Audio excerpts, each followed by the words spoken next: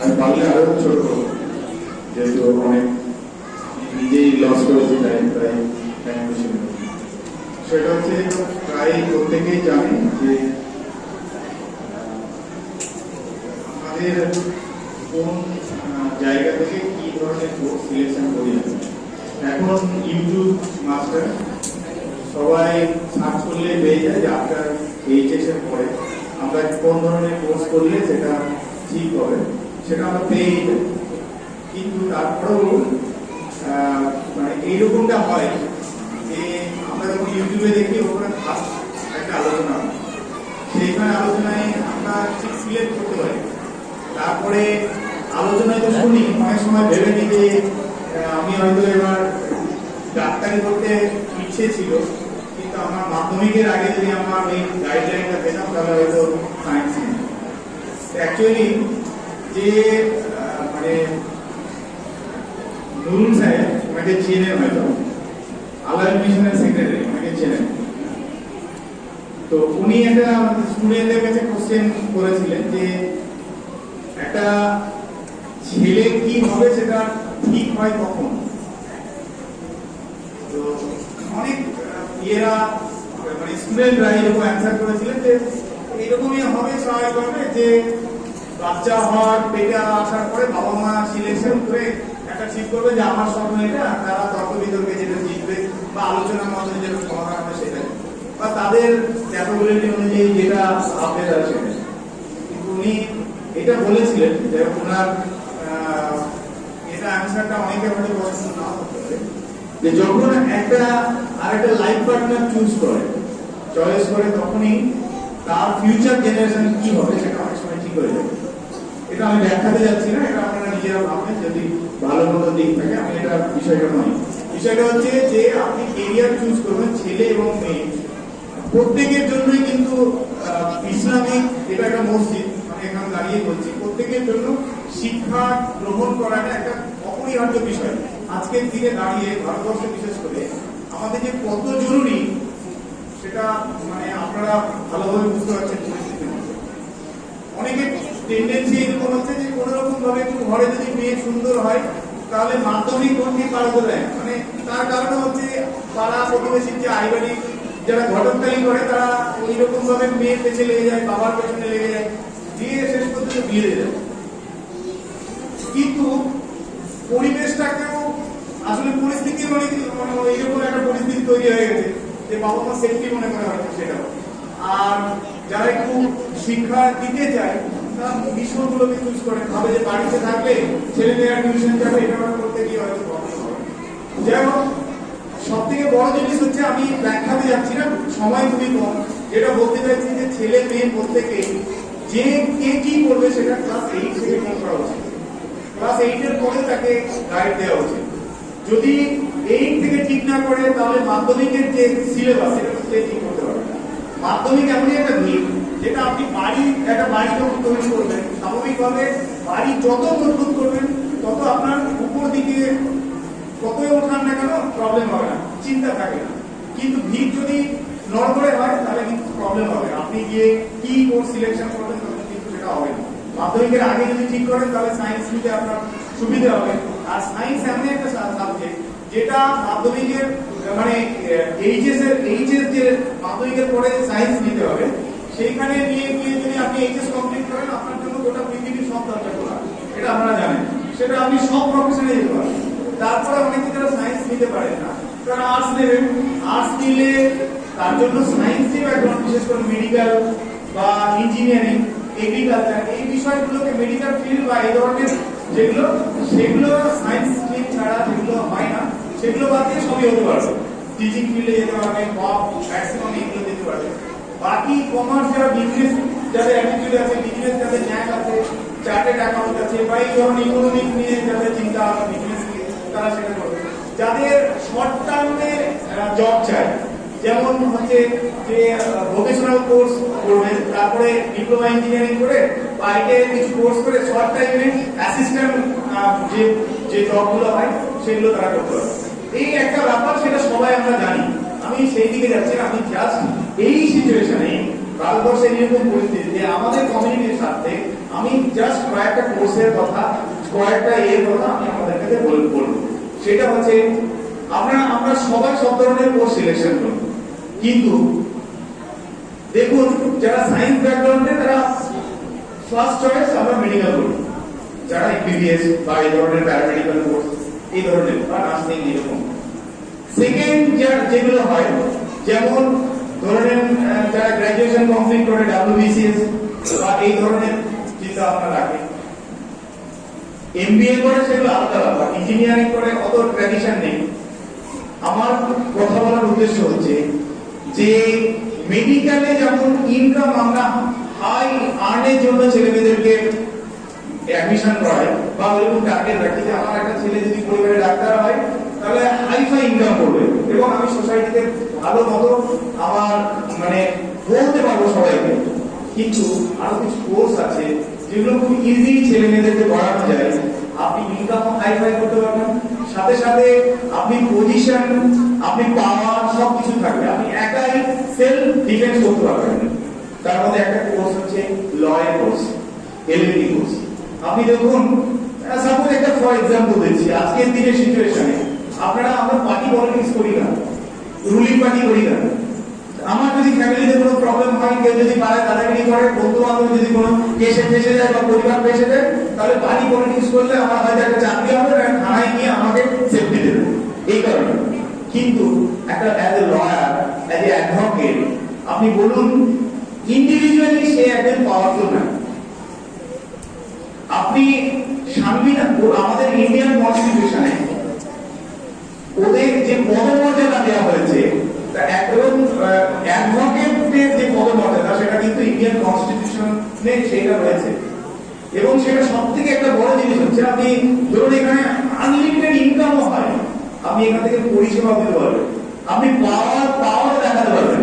আপনি থানায় যাবেন, আমি নিজে প্র্যাকটিক্যাল দেখেছি যে অনেক লয়ারদেরকে, ছোটখাটো লয়ার যারা এফিডেভিট করেন সেরকম লয়ার ওসির যারা ইয়ে থাকে, পিসিতে থাকে, যারা মানে ওসির চেম্বারে ঢোকার জন্য যারা দাঁড়িয়ে থাকে, সে হোমগার্ড হোক সিভিক হোক, তাদের কাছে পারমিশন জিজ্ঞেস করতে হয় যে আমার ওসির সঙ্গে দেখা করতে হবে। কিন্তু একজন লয়ার অ্যাডভোকেট সে কিন্তু পারমিশন না নিয়ে ওসির সঙ্গে আসছি বলে চলে আসে।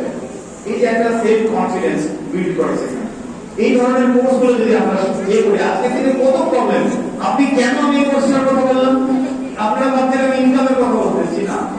এখানে যে আজকের দিনের এই জায়গাটায় মসজিদে এরকম করার উদ্দেশ্য হচ্ছে এটা একটা কমিউনিটি বিলং করছে, মুসলিম কমিউনিটি। আজকে গোটা ভারতবর্ষের মুসলিমদের যে করুণ অবস্থা, বিনা দোষে অনেক ছেলে মেয়েরা আজকে জেলের মধ্যে বসছে বিনা দোষে। রিসেন্ট একটা যেটা ইয়েতে উত্তরপ্রদেশে একটা ঘটনায় সাধারণ একটা প্রোটেস্ট করতে গিয়ে কিছু ছেলেদেরকে অ্যারেস্ট করেছিল। তাদের পরিবারের লোক 6 বছরের একটা শিশুকে নিয়ে দেখা করতে গিয়ে তাদের তো পর্যন্ত এখন 20-25 দিন হয়ে গেল জেলে বসে আছে। এরকম ধরনের 11 বছর, 20 বছর, 15 বছর এরকম অনেক ছেলে, তারা যে অনেকদিন জেল খাটার পরে তারা লাইফটা শেষ হয়ে যাওয়ার পরে তারা পরবর্তীতে বেরিয়ে আসছে, কোন প্রমাণ থাকছে না তাদের। কিসের কারণে তারা এতদিন জেলের মধ্যে বসছে? কারণটা হচ্ছে ভালো লয়ার নেই। তাদের হয়ে যে বিয়ে করবে, কোর্টে প্রোটেস্ট করবে, মুভ করবে, সেরকম ভালো লয়ার নেই। হাইকোর্টে নেই, সুপ্রিম কোর্টে নেই। সুপ্রিম কোর্টে লয়ার মানে অ্যাডভোকেট হতে গেলে তো একটা বিশেষ কোয়ালিটি সম্পন্ন এক্সাম এনরোল থাকতে হয়।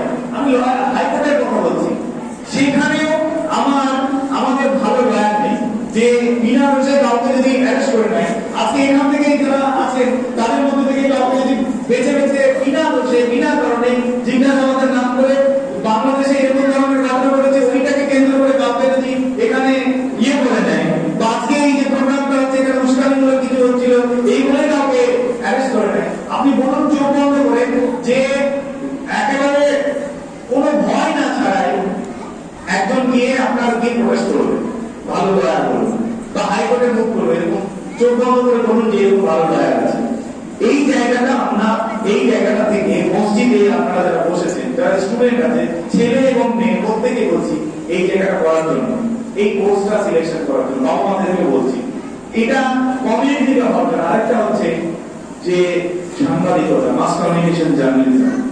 আজকের দিনে যদি সোশ্যাল মিডিয়া না থাকতো তাহলে ভারতবর্ষে যে কত অন্যায় অত্যাচার হতো, বিশেষ করে এনআরসি যে মুভমেন্ট গোটা পৃথিবীতে যে চর্চা হয়েছে তার একটা বড় মাধ্যম হচ্ছে সোশ্যাল মিডিয়া। আজকে দিনে আপনি বলুন ভালো সাংবাদিক কোথায়? আজকে যারা কেন্দ্রে বসে আছে গোটা ন্যাশনাল মিডিয়া এবং স্টেট মিডিয়া তাদের ক্যাপচার, আমাদের মিডিয়া কোথায়? আমাদের যে সত্য কথাটা বলবে, আমাদের যে মানে ইয়েটা তুলে ধরবে, সেই জায়গাটা কোথায়? আমি আর বেশি কিছু বলতে চাইছি না, আমার হয়তো টাইম শেষ হয়েছে। আমি এই দুটো প্রস্তাব আপনাদের দিলাম, সবাই সবকিছু জানেন।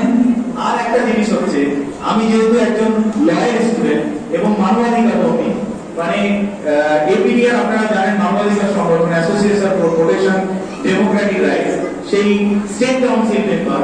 প্রায় 8-9 বছর ধরে যেটা আমি ফিল করেছি, যেখানে সব থেকে বড় ক্রাইসিস যেটা, সেটা হচ্ছে আমাদের লয়ের ফিল্ড। সেইটাকে আপনারা ফুলফিল করুন। আমি দোয়া করবো যে আমাদের যে বিনা দোষে ছেলে মেয়েদেরকে জেলে পুরা হচ্ছে, সেগুলোর জন্য আপনাদের এই গ্রাম থেকে ভালো হাইকোর্টের লয়ার, সুপ্রিম কোর্টের লয়ার যেন এখান থেকে বেরিয়ে আসে, ভালো সাংবাদিক বেরিয়ে আসে, ভালো সমাজসেবী বেরিয়ে সেখান থেকে সমাজ সেবা করতে পারবেন, ইনকাম করতে পারবেন। উজ্জ্বল প্রফেশন ইঞ্জিনিয়ার অনেক আছে। এটা তো আপনারা, এটা আমি কেন বললাম, এদিকে ফোকাস করে না অনেকে, তাই এটা প্রফেশনাল মনে করে না, সেই জন্য আমি এটা বললাম। বাকি তো অনেকে অনেক কিছু জানেন, যেটা আমি বলছিলাম WBCS এর কথা। কারণ আমাদের ডিপার্টমেন্টাল লোক দরকার। আজকে কিছুদিন আগে আপনারা দেখলেন UPSC তে অনেক মুসলিম ছেলে, তারপরে IAS IPS এ অনেক মুসলিম ছেলে কম্পিটিশনে আসছে। কিন্তু আসলে শুধু নয়, আসা তো অবশ্যই জরুরি, সাথে সাথে সব থেকে বড় জিনিস হচ্ছে আপনার একটা মাইন্ড সেট দরকার, যেটা RSSরা করেছে। গোটা ভারতবর্ষের যুগে সব থেকে ভয়ানক যেটা পরিস্থিতি ওরা তৈরি করেছে। আজকে বিজেপি যদি নাও থাকে কালকে, কিন্তু ওরা যে ডিপার্টমেন্টের লোকগুলো ঢুকে দিয়েছে, সেই ওদের কাজ কিন্তু চলতেই থাকবে। কালকে যদি বিজেপি ক্ষমতায় নাও থাকে, ওদের প্রচার মিডিয়া কিন্তু চালাতেই থাকবে।